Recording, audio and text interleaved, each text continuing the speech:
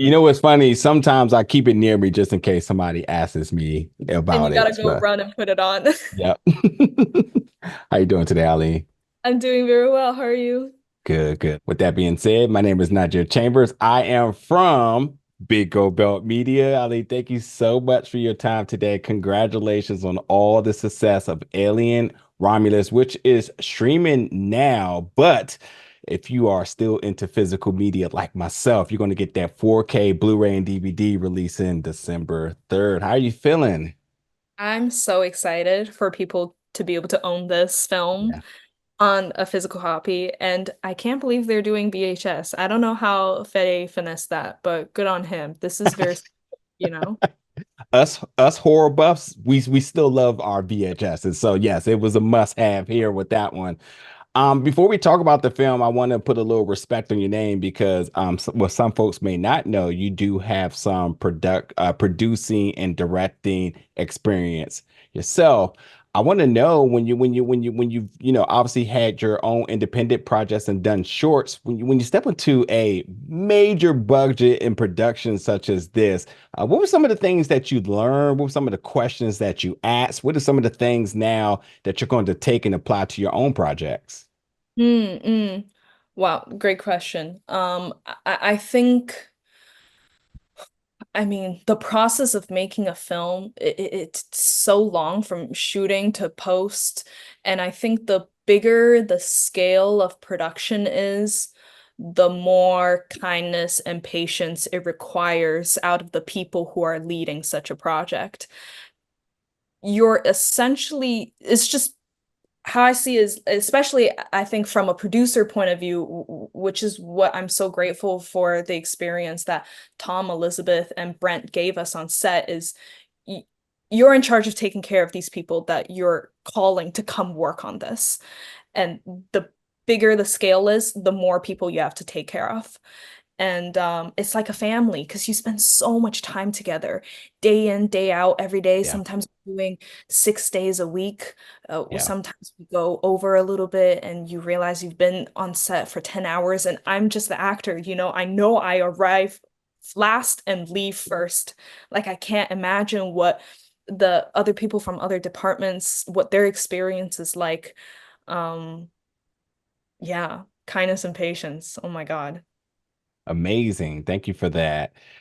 Getting into the film now here. Now, Navarro, I have always talked about how certain events have to happen in order for the overall scale of a horror movie to happen. Because we always say the case of like if you didn't go there, none of this happens. Or like the moment you heard something, you went the other way, none of this happens. And that falls on your lap here because the biggest thing is, and I'm gonna come back to something before this, is that I really want you to really talk to me as the fan, but yet like the person who watched the film and can kind of give some commentary around about Navarro and Kay's relationship. Because the Mm. moment Navarro has, the iconic moment that's loading up, there was a moment where she kicks the steering wheel of the ship and Kay immediately not knowing what to do. And I think this is a story in its own because she's pregnant. She's seeing Yeah. somebody that looks like, wait, is this what pregnancy is? And that's probably its own horror in their own.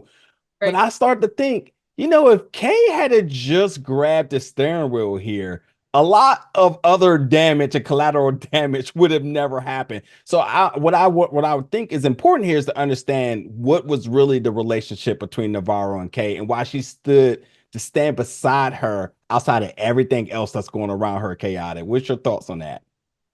I mean, I think how it's set up in the writing, and props to Fede and Rodo about that, is kind of poetic, no?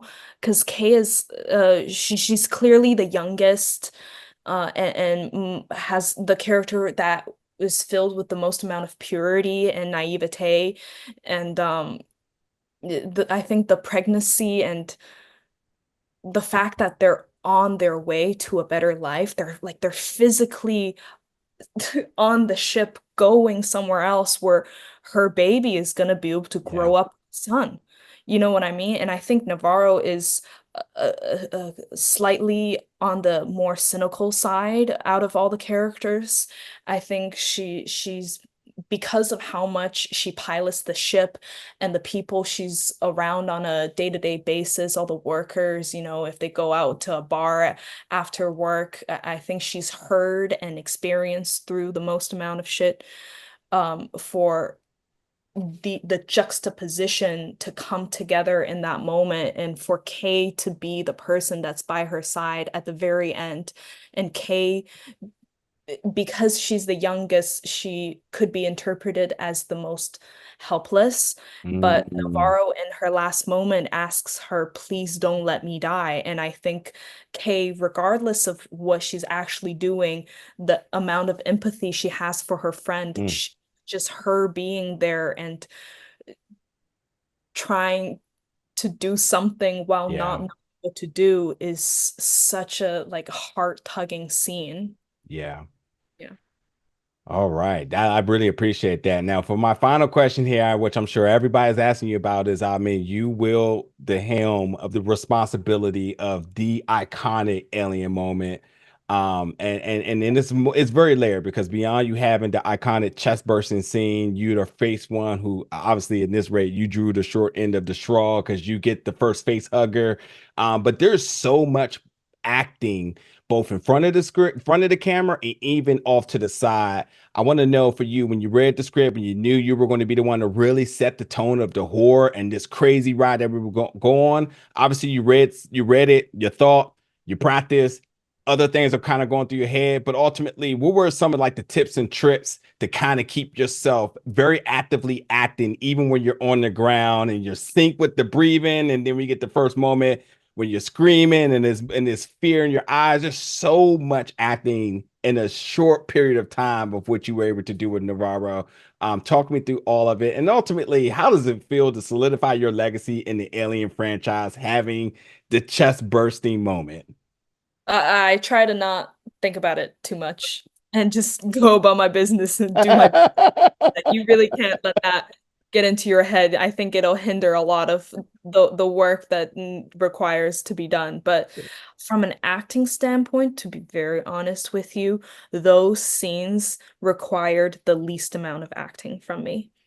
Because it's all physical,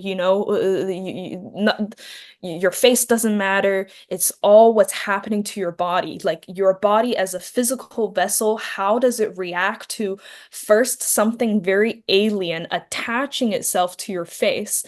And I think as humans, we relate our face as our identity, now, especially with like our technology, Face ID, this is who I am, and her identity is kind of taken away at that first impact, moment of attachment. And from there on, it's actually a very freeing and liberating experience. And all I had to make sure on set was that I had enough stamina to go for as many takes as the crew needed. And that more so looked like kind of snapping out of it right as they call cut, and kind Yeah. of go back to, I'm Aileen, I'm on set, I'm working, here are my castmates, banter, joke around. Okay, let's wrap it up. We're gonna go again. Hug her on. Ready, let's go. It felt like a sport. Do you know what I mean? Yeah. Yeah. Yeah. I do have to wrap, but what's next? Acting, Oh my directing, producing, what you got? A new film coming out next year called Chinatown Diner. I'm very excited about this one. I play a beat pad, I'm a beat maker, and I try to save a diner that's gonna be swallowed by some very evil people who want to build nice apartments. Ooh, I love it. I love it. I love it. The defender of gentrification. Let's go. Let's go. Well, I really, really appreciate your time. And although you said it took minimum acting, I was at Comic Con with 20,000 people who got the face huggers in terms of the alien panel. And they did a lot of horrible people trying to emulate what you've done masterfully. So I'm just making sure that you get your credit. So Oh, thank there you. is that. But once again, folks, Alien Romulus, you can stream it now, but more importantly, you want to pick it up as it comes to 4K, Blu-ray, and DVD and VHS December 3rd. It's been a pleasure talking to you today. Thank you.